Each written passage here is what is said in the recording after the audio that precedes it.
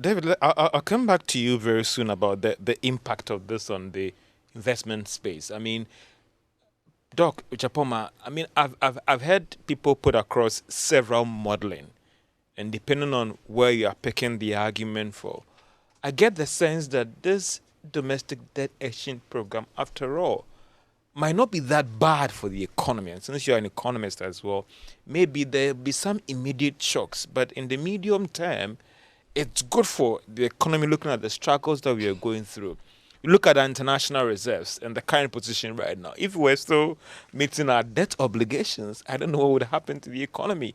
Freezing the interest payments, restructuring these debt. Today, Fitch actually downgraded our euro bonds and all that. Some will say that the market already is aware of it, because in December, government announced that they are not going to pay interest on these bonds. Let's look at this domestic debt exchange program, and governments claim that it has completed the domestic part of it, and the immediate impact of the economy. Is it really that bad? Apart from the shocks that bondholders might have to comprehend with. Okay, so we can look at it in two ways. The benefits are that we are going to have to postpone some of the debt that we have to service for latter years, and that is obviously going to be giving us some fiscal space to carry out all the investments, let me say, both capital and recurrent expenditure that we need to be able to do as a country. Another benefit that we can speak about would also have to do with the fact that once we are able to go through this process and we get the approval, we would be able to get the $3 billion that we are actually looking for from the IMF to come and shore up our reserves and then solve quite a number of the issues that we have with credibility in the investment space, etc. So to that extent, when you look at it from that angle, there are positives to this debt, this whole domestic debt exchange program. Now, if you want to look at the negatives, obviously, like David said, people have planned their lives around this. Some have even taken loans against the coupons that they were expecting to receive. Some are paying their kids' school fees. I'm talking about the individuals. Some are paying their kids' school fees with the coupons that they hope to receive. Now they have like a coupon that is lower than how much they bargained for at the time they were making their investment decision. Clearly, this is reducing how much wealth the people are going to be having. So that's a cost to individuals.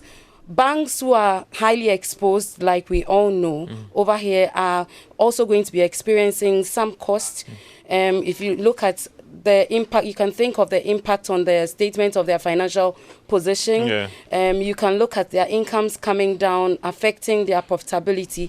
And then you can look more into the sort of things like job losses that may arise because banks would have had a bit of their capital going down. Yes, Bank of Ghana is going to be supporting the banks with 15 billion Ghana cedis liquidity. And that's it for liquidity, you know. Clients of banks can get their funds as and when they want to get, but what's going to be happening to the capital of the banks?